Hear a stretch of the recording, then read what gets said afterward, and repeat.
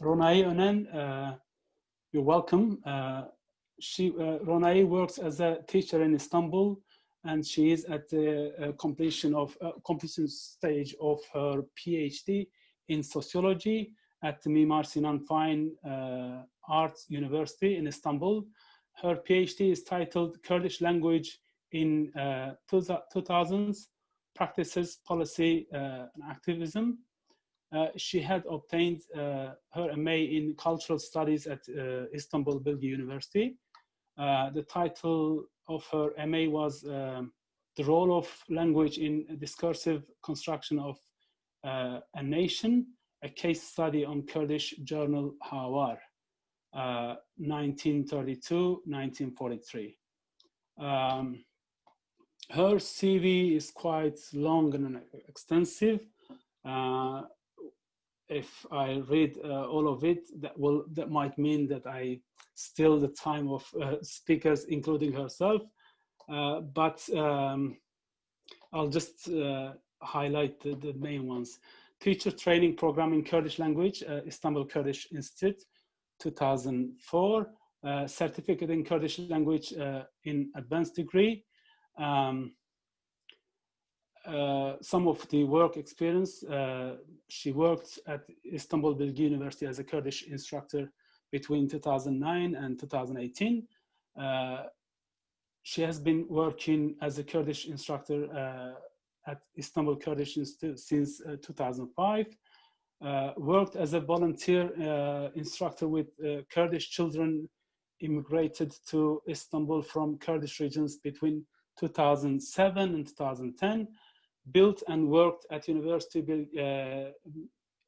Istanbul Bilgi University Kurdology Study Unit 2013-2016, between 2013 and 16.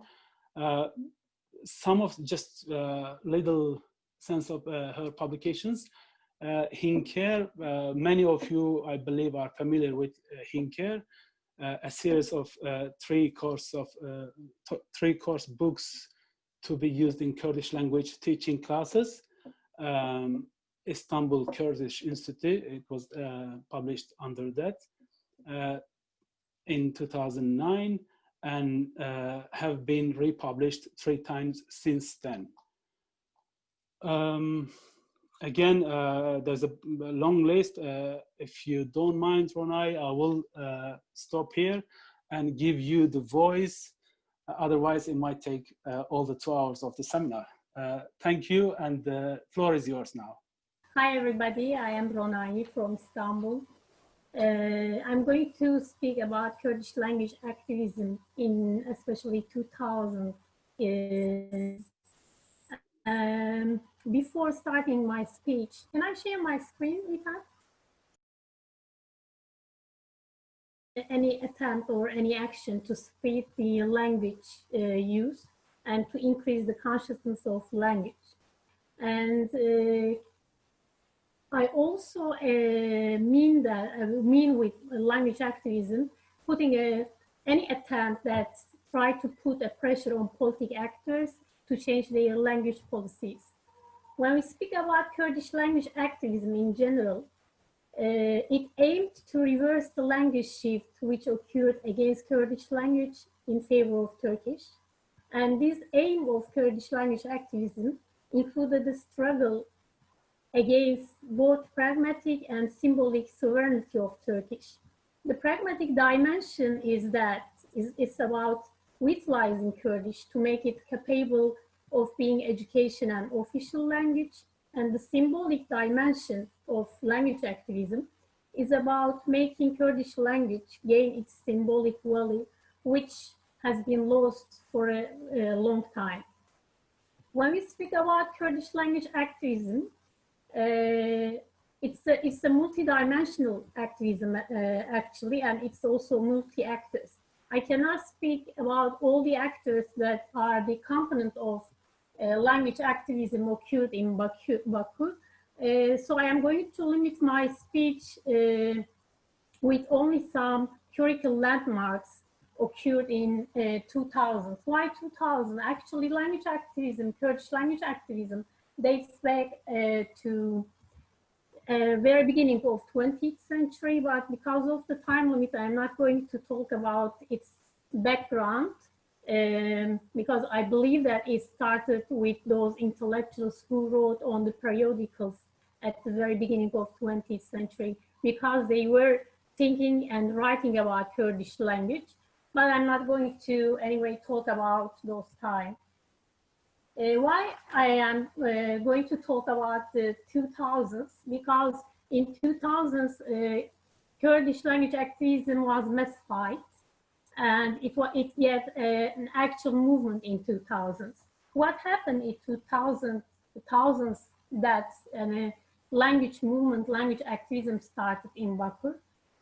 First of all, in 1999, as you all know, negotiations between Turkey and European Union started. Turkey was a candidate membership for European Union, and as a requirement of this candidacy, Turkey has to improve its minority policy. In this case, they started with some reform in language policy, and they lifted some bans on language. The government lifted some bans on languages in some certain areas. What areas? Like media, law, politics, and education. In media, they let broadcasting in Kurdish, both state TVs and also private TVs, and in law area, they let people to defend themselves in the in Kurdish in the courts, and in politics, they let politicians to speak, to propagate in Kurdish while speaking to Kurdish people, and in education they did more than this. They accept. Of course, I'm going to talk about accept the right for education in mother tongue. They lifted the bans on teaching Kurdish, actually, in private courses, first of all. Then they put elective courses, elective Kurdish courses in the curriculum of primary schools and universities. And also they opened some language and culture departments at universities. These are the reforms that the government made in the years 2000s. These reforms, of course, contributed to the visibility of Kurdish language in public sphere in 2000s, and they also opened some spheres for Kurdish language movement, some sphere for Kurdish language activism. Of course, Kurdish language activism wasn't motivated with these reforms, wasn't only motivated with these reforms. There were some other motivation for Kurdish language activism in 2000s. One of them was the transformation of the discourse of Kurdish movement. As you all know, with the arrest of its leader,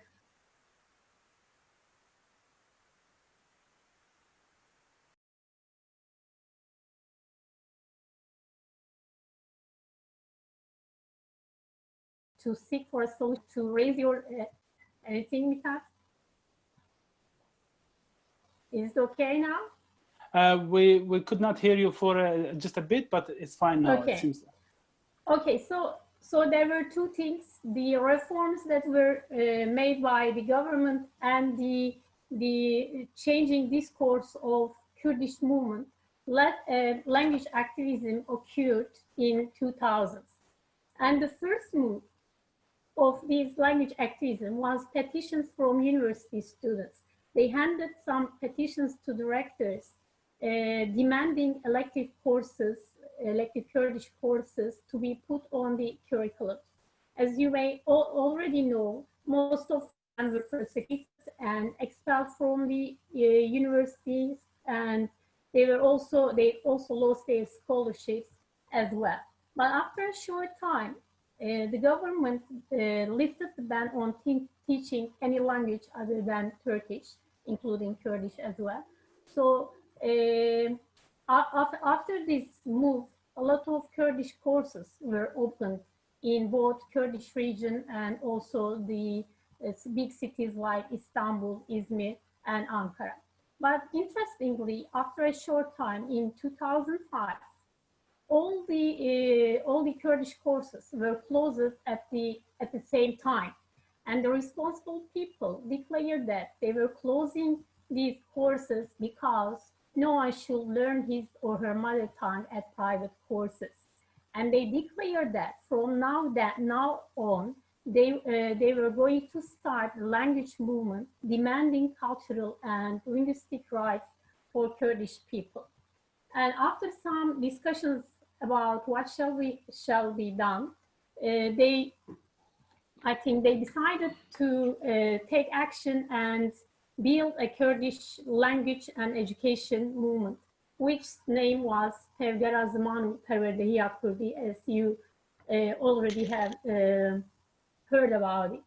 Tevgera Zamanı Perverdehiya Kurdi announced, which is a movement, Kurdish movement of language and education, announced their aim. They announced their aim as to spread the use of language among Kurdish people, to increase the consciousness of language among Kurdish people, and also put a pressure on the government to provide linguistic rights.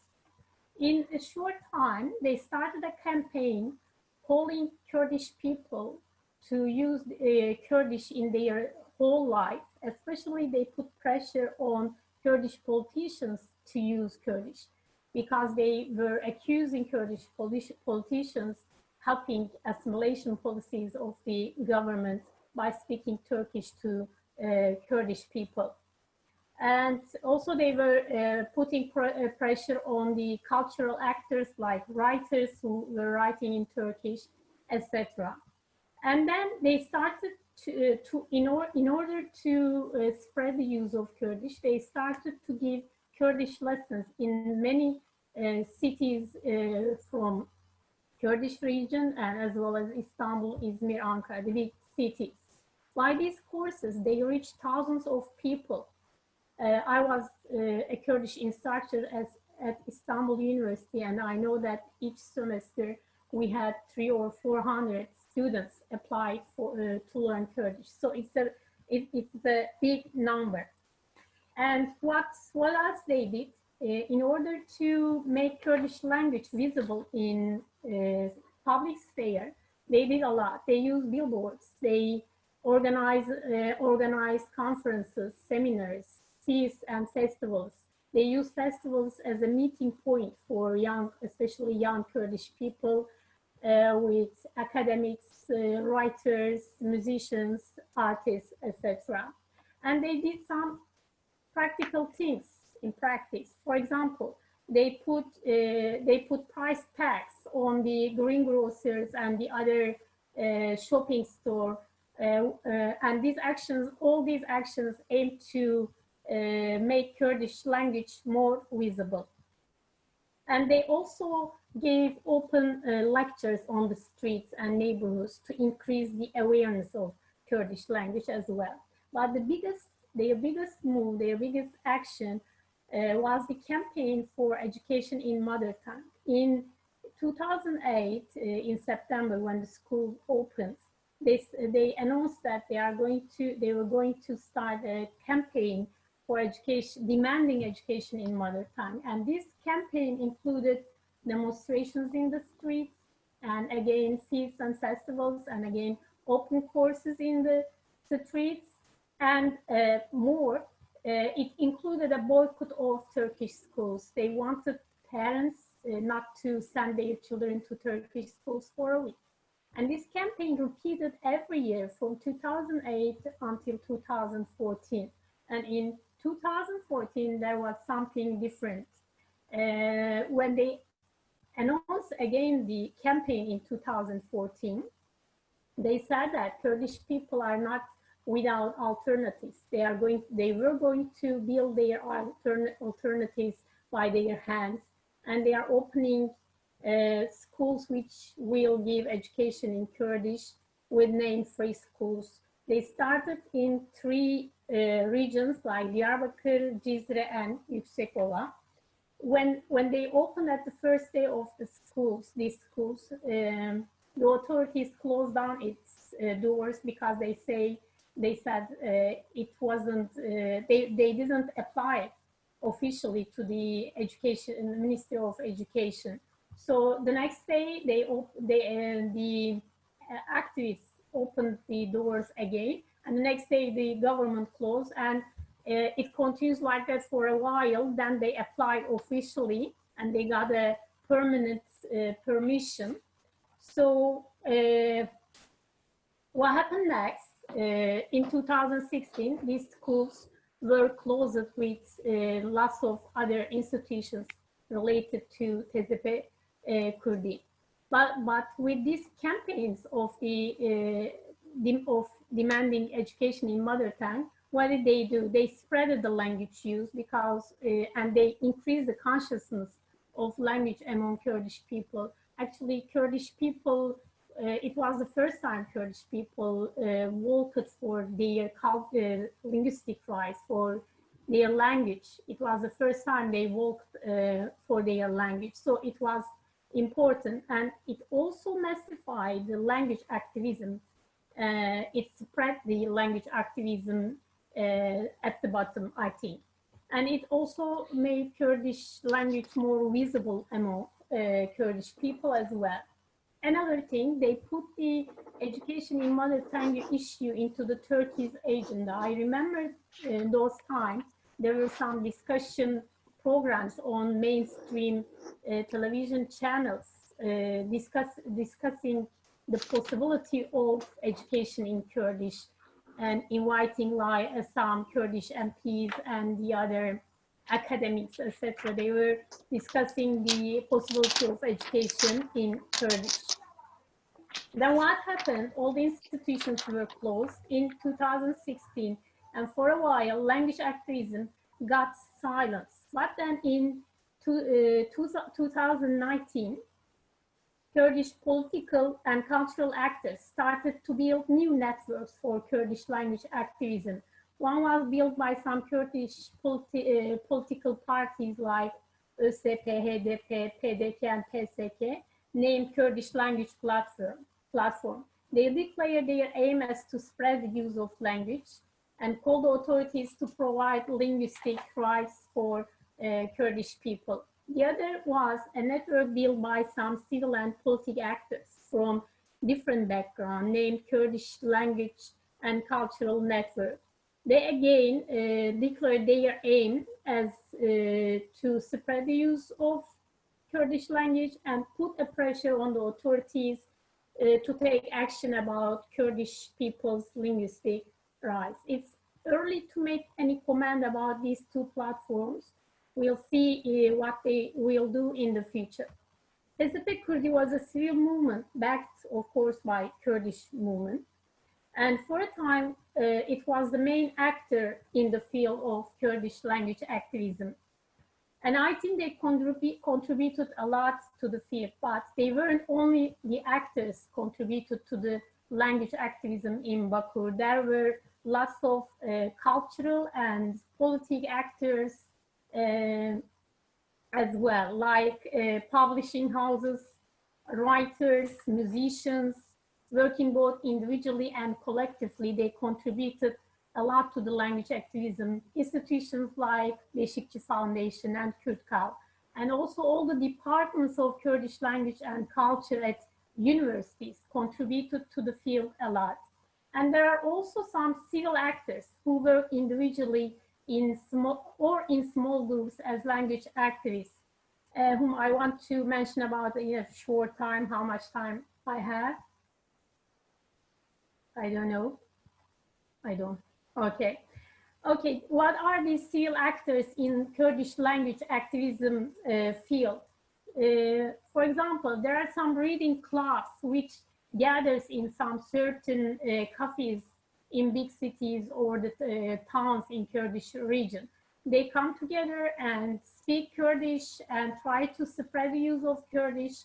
They do some roundtable meetings and inviting some Kurdish writers, artists, and musicians. They also organize some signature days at these cafes. I think this is a kind of Kurdish language activism raised from the bottom. And also social media these days is another Kurdish language activism sphere, because they build this social media as a sphere of resistance. Have a look on Şengül Oğur's tweet. He says that let's make Twitter as a sphere of resistance, and whether Kurdish language with your tweets, take action for your language by writing in Kurdish. And there are many of the examples of who says speak in Kurdish, write in Kurdish, and read in Kurdish. I think this is a kind of language activism, civil language activism,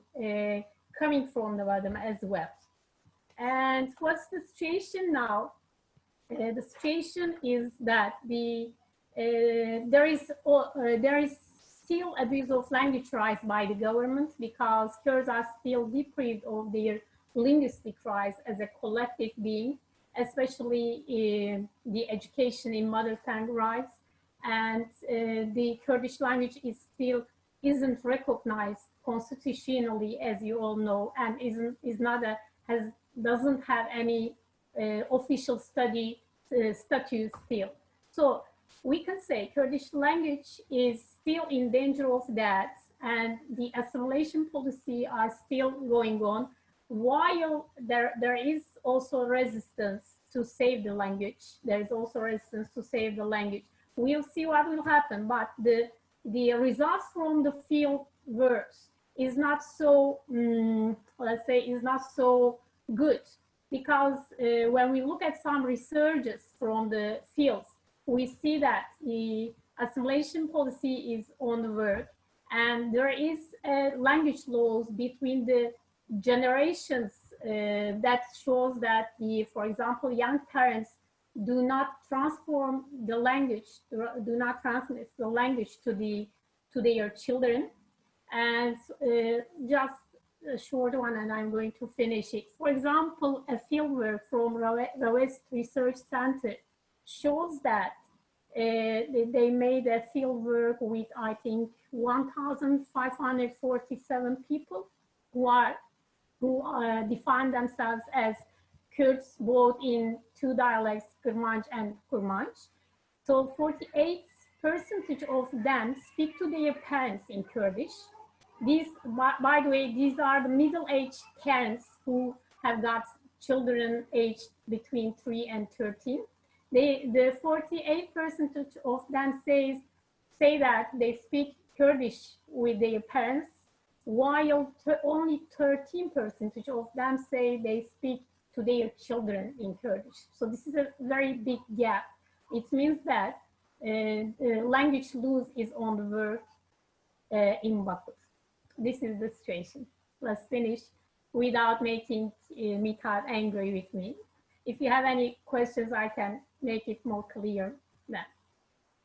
Thank you very much, Master Ronayi, for this very useful talk. I'm sure many of us have benefited from it a lot.